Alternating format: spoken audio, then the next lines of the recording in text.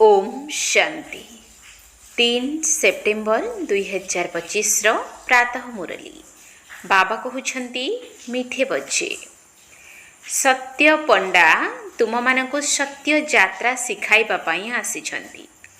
तुमर यात्रारे मुख्य धारणा हेउछि पवित्रता, तेणु योगयुक्त हुओ एवं पवित्र हुओ।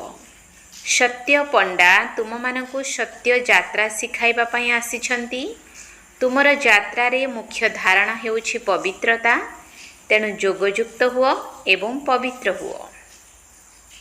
प्रश्न, तुम भली मेसेंजर अर्थात संदेशदाता अथवा पैगंबरंकर संतान मानकु केउ कथा व्यतीत अन्य कौनसी कथारे जुक्तितर्क करिबा उचित नुहे। तुम भली मेसेंजर अर्थात संदेशदाता अथवा पैगंबरंकर संतान मानकु केउ कथा व्यतीत अन्य कौनसी कथारे जुक्तितर्क करिबा उचित नुहे। उत्तर, मेसेंजर शिव बाबांकर संतान माने समस्तंकु एही संदेश दियो जे निजको आत्मा मने कर एवं बाबांकु मने पकाओ। तेबे एही जोग अग्नि द्वारा तुमर विकर्म विनाश होइछिबो। एही चिंता व्यतीत अन्य कौनसी कथारे किछि भी फायदा नहीं।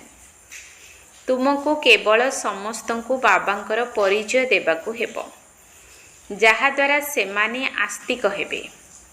जेतेबेले रचयिता बाबांकु जानी जिबे सेतेबेले तांकर रचना को जानिबा सहज होइछिबो। गीत हमारे तीर्थ न्यारे है। ओम शांति। मधुर आत्मिक संतान माने जानिछंती जे आमे सत्य तीर्थवासी अटु। सत्य पंडा एवं आमे जेउ माने कि तांकर संतान अटु, आमे मध्य सत्य तीर्थ को जाउछु। एहा हेउछि मिथ्या खंड अथवा पतित खंड। एबे सत्य खंड अथवा पवित्र खंड को जाउछु। मनुष्य यात्रा करिथांती ना, केतेक खास निर्दिष्ट यात्रा हुए, सेठाकु केही भी केतेबेले जाई पारंती। एहा मध्य यात्रा स्वयं सत्य पंडा बाबा आसिले ही एथिरे जाई हुए। से कल्प कल्पर संगमरे आसुछंती। एथिरे ठंडा गरम रो कौनसी कथा नाही, ना धक्का खाइबार कथा अछि। एहा हेउछि स्मृतिर यात्रा। सही यात्रा को सन्यासी माने मध्य जाइथांती। निष्ठापर यात्री सर्वदा पवित्र रही थांती। तुमे समस्ते यात्रा करूछ। तुमे ब्राह्मण अट। सत्य ब्रह्मा कुमार कुमारी किए अटंती? जे केबे हेले विकारर अधीन हेउ नाहंती। पुरुषार्थी तो निश्चय अट। मनरे संकल्प आसिले मध्य मुख्य हेउछि विकारर कथा। केही जदि पचारुछंती तुम पाखरे निर्विकारी ब्राह्मण केते जण अछंती, कुह एकथा पचारिबार आवश्यकता नाही। एही कथारे कोन आपणकर पेट पुरिबो? तुमे यात्री हुओ। यात्री केते जण अछंती एकथा पचारिबारे कौनसी फायदा नाही। सत्य एवं मिथ्या उभय ब्राह्मण मध्य अछंती। आजी असली अछंती, काली नकली होई जाउछंती। विकारग्रस्त हेला माने से ब्राह्मण नुहंती। जेउ शूद्र थिले पुणी सही शूद्र होई गले। आजी प्रतिज्ञा करी काली विकारर अधीन होई असुर होई जाउछंती। तेबे एही कथा सब केते बसी बुझाउथिबी। एहा द्वारा पेट भरिब नाही अथवा मुख मिठा हेबो नाही। एठारे आमे बाबांकु मने पकाउछु एवं बाबांकर रचनार आदि मध्य अंत को जानुछु।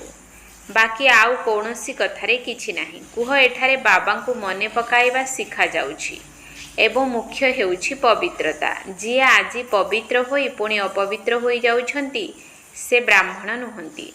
एही हिसाब केते बसी तुमको सुनाउथिबी।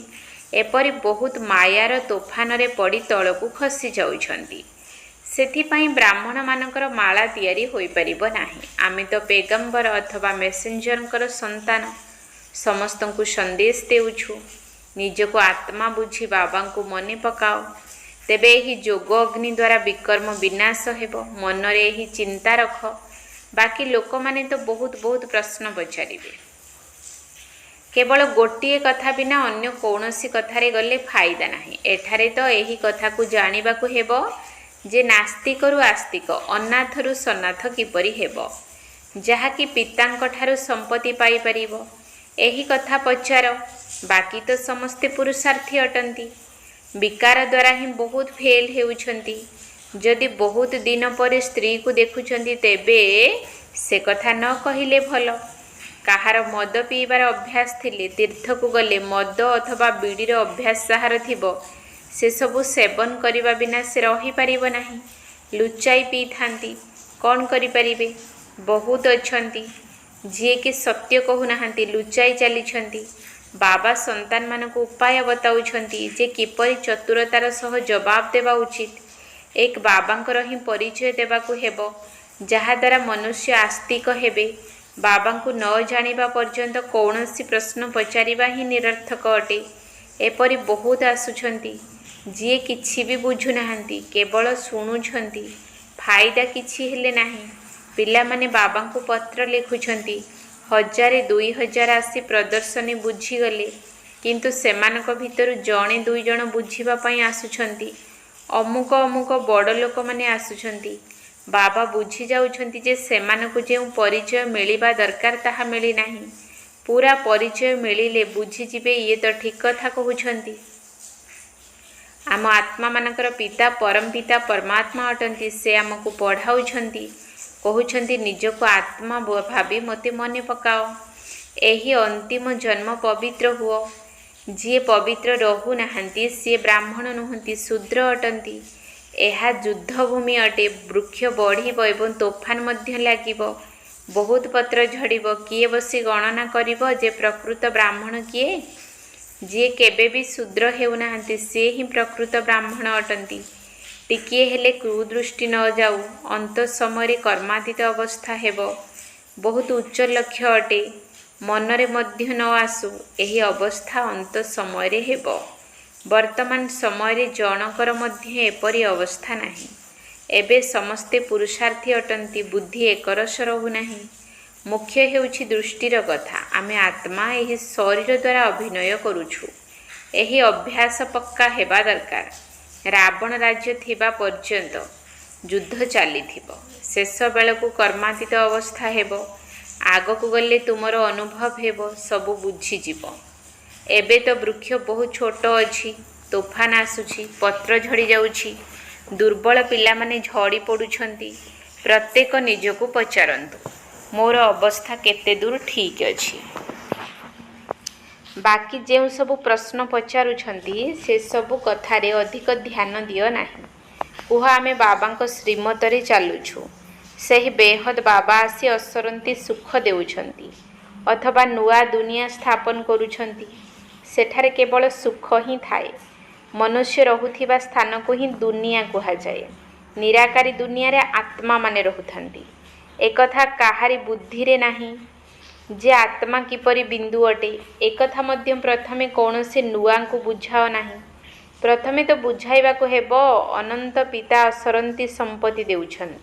ଭାରତ ପବିତ୍ର ଥିଲା, ଏବେ ପତିତ ହୋଇଯାଇଛି। କଳିଯୁଗ ପରେ ପୁଣି ସତ୍ୟଯୁଗ ଆସିବ। ବିକେମାନଙ୍କ ବ୍ୟତୀତ ଅନ୍ୟ କେହି ବି ଏକଥା ବୁଝାଇ ପାରିବେ ନାହିଁ।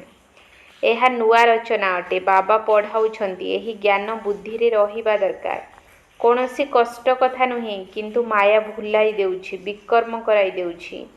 ଅଧା କଳ୍ପରୁ ବିକର୍ମ କରିବାର ଅଭ୍ୟାସ ପଡ଼ିଯାଇଛି। ସେହି ସବୁ ଆସୁରୀ ଅଭ୍ୟାସକୁ ସମାପ୍ତ କରିବାକୁ ହେବ। ବାବା ନିଜେ କହୁଛନ୍ତି ସମସ୍ତେ ପୁରୁଷାର୍ଥୀ ଅଟନ୍ତି। କର୍ମାତୀତ ଅବସ୍ଥାକୁ ପ୍ରାପ୍ତ କରିବା ପାଇଁ ବହୁତ ସମୟ ଲାଗୁଛି। ବ୍ରାହ୍ମଣ କେବେ ବିକାରଗ୍ରସ୍ତ ହୁଅନ୍ତି ନାହିଁ। ଯୁଦ୍ଧ କ୍ଷେତ୍ରରେ ଯୁଦ୍ଧ କରୁ କରୁ ହାରି ଯାଉଛନ୍ତି। ଏହିସବୁ ପ୍ରଶ୍ନରେ କୌଣସି ଲାଭ ନାହିଁ। ପ୍ରଥମେ ନିଜର ପିତାଙ୍କୁ ମନେ ପକାଅ। ଆମକୁ ଶିବ ବାବା କଳ୍ପ ପୂର୍ବ ଭଳି ଆଦେଶ ଦେଇଛନ୍ତି ଯେ ନିଜକୁ ଆତ୍ମା ଭାବି ମୋତେ ମନେ ପକାଅ। ଏହା ସେହି ଲଢ଼େଇ ଅଟେ। ପିତା ଜଣେ ହିଁ ଅଟନ୍ତି। ଶ୍ରୀକୃଷ୍ଣଙ୍କୁ ପିତା କୁହାଯିବ ନାହିଁ। ଗୀତାରେ ଶ୍ରୀକୃଷ୍ଣଙ୍କ ନାମ ରଖିଦେଇଛନ୍ତି। ଭୁଲକୁ ଠିକ୍ ତ ବାବା ହିଁ କରାଉଛନ୍ତି। ସେଥିପାଇଁ ତ ତାଙ୍କୁ ସତ୍ୟ ବୋଲି କୁହାଯାଉଛି। ବର୍ତ୍ତମାନ ତୁମ ପିଲାମାନେ ହିଁ ସାରା ସୃଷ୍ଟିର ରହସ୍ୟକୁ ଜାଣୁଛ। ସତ୍ୟଯୁଗରେ ଦୈବୀ ରାଜବଂଶ ହେବ। ରାବଣ ରାଜ୍ୟରେ ଆସୁରୀ ରାଜବଂଶ ରହିବ। संगम जुग को स्पष्ट रूपे देखाइबाकु हेबो। एहा हेउछि पुरुषोत्तम संगम जुग। सेपटे देवता एपटे असुर, बाकी सेमानकर लढ़ेई हेउ नाही। तुम ब्राह्मण मानकर ही विकार सहित लढ़ेई हेउछि। एहाकु मध्य लढ़ेई कुहाजिब नाही। सबुठारु मुख्य हेउछि काम विकार। एहा महाशत्रु अटे। एहा उपरे विजय प्राप्त करिबा द्वारा ही तुमे जगत जीत हेबो। एही विश्व निमंते ही अबला माने माड़ खाउछंती। अनेक प्रकारर विघ्न पड़ुछि। मूल कथा हेउछि पवित्रता। पुरुषार्थ करी करी तोफान आसी आसी अंतिमरे तुमर विजय होइजिबो। माया थकी जीव। कुश्ती रे जेउ माने पहिलमान थांती सेमाने तुरंत सामना करि थांती। सेमानकर धंदा ही हेउछि भल भाबरे लढ़ी विजय प्राप्त करिबा। पहिलमानकर बहुत नामाचार होई थाए, पुरस्कार मिली थाए। एहा तो तुमर गुप्त लढ़ई अटे।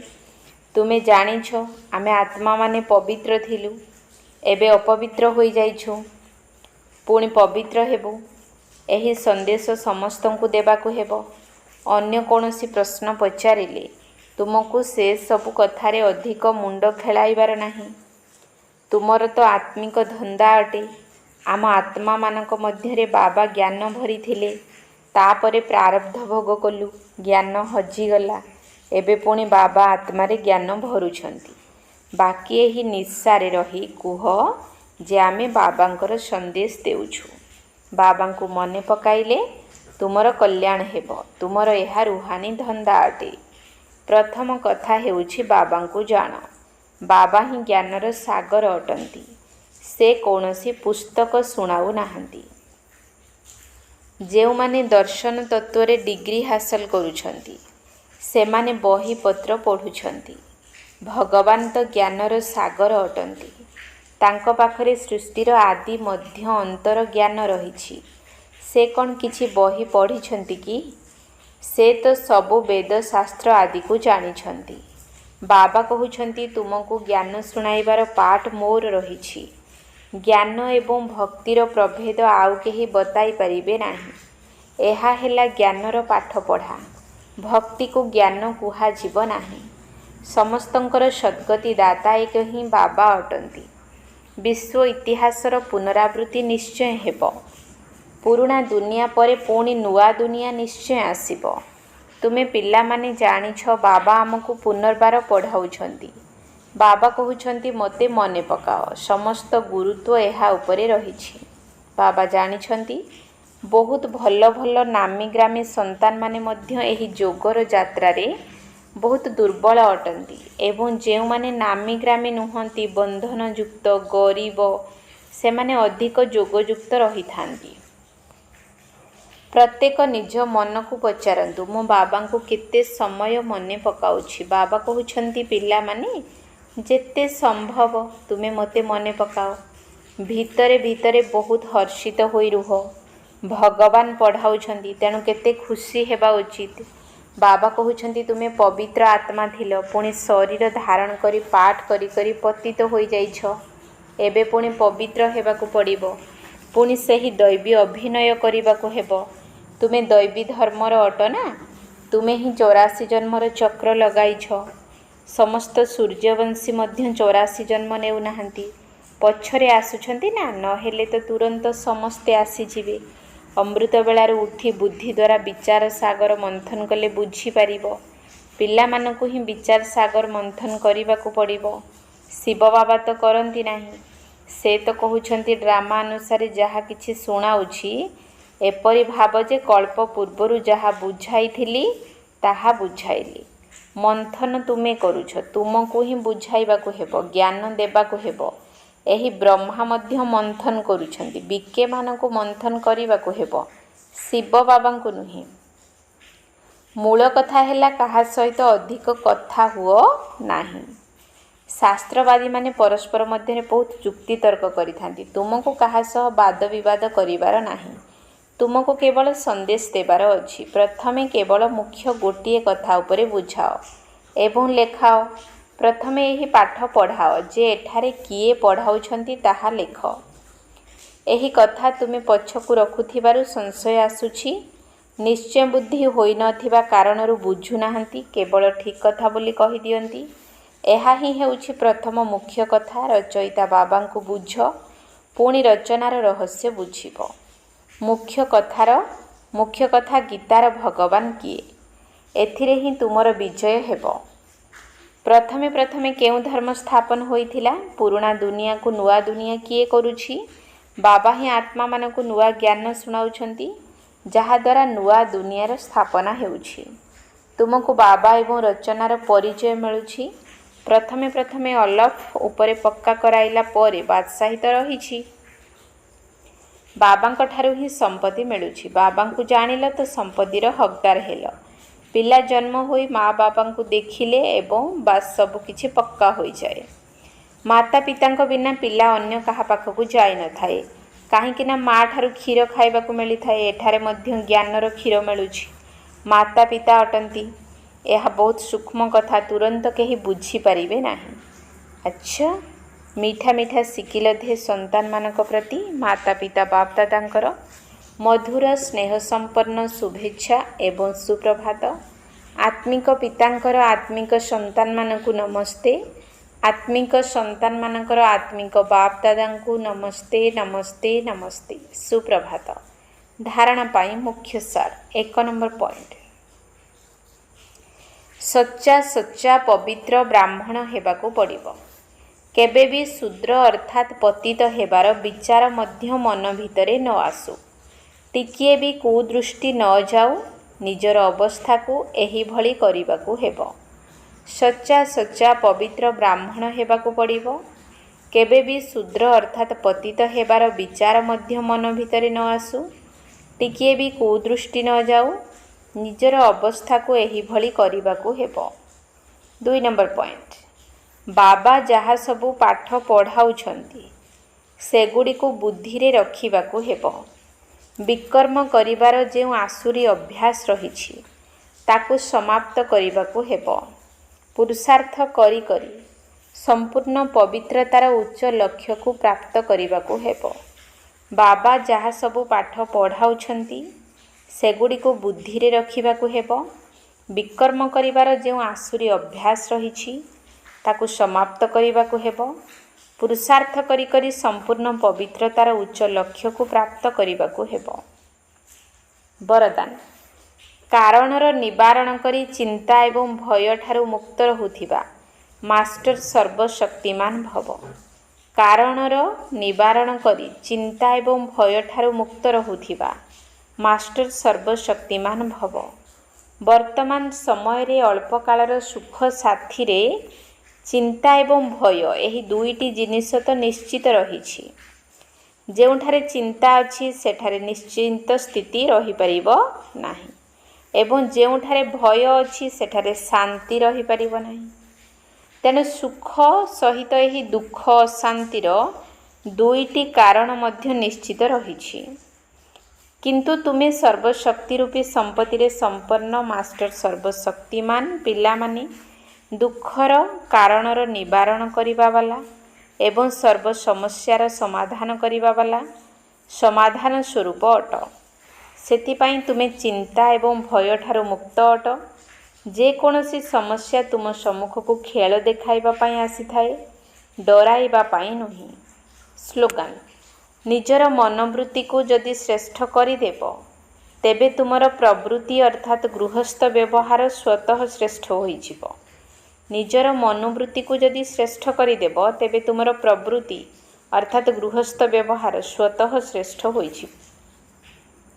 ଅବ୍ୟକ୍ତ ଇସାରା, ଏବେ ଲଗନର ଅଗ୍ନିକୁ ପ୍ରଜ୍ୱଳିତ କରି ଯୋଗକୁ ଜ୍ୱାଳା ରୂପ କର। ସମୟକୁ ଦୃଷ୍ଟିରେ ରଖି ଏବେ ସମସ୍ତ ବ୍ରାହ୍ମଣ ଆତ୍ମାମାନଙ୍କୁ ନିକଟକୁ ଆଣିବା ସହିତ ଜ୍ୱାଳା ସ୍ୱରୂପର ବାୟୁମଣ୍ଡଳ ସୃଷ୍ଟି କରିବାର ସେବା କର। ସେଥିପାଇଁ ହୁଏତ ଯୋଗ ଭଟି କର, ନଚେତ ପରସ୍ପର ସଂଗଠିତ ରୂପରେ ଜ୍ଞାନ ଯୋଗର ବାର୍ତ୍ତାଳାପ ଅର୍ଥାତ୍ ଆଲୋଚନା କର। କିନ୍ତୁ ଜ୍ୱାଳା ସ୍ୱରୂପର ଅନୁଭବ ନିଶ୍ଚିତ କର ଏବଂ କରାଅ। ଯଦି ଏହିଭଳି ସେବାରେ ଲାଗି ପଡ଼ିବ ତେବେ ଛୋଟ ଛୋଟ କଥା ସବୁ ସହଜରେ ପରିବର୍ତ୍ତନ ହୋଇଯିବ। ଓମ୍ ଶାନ୍ତି।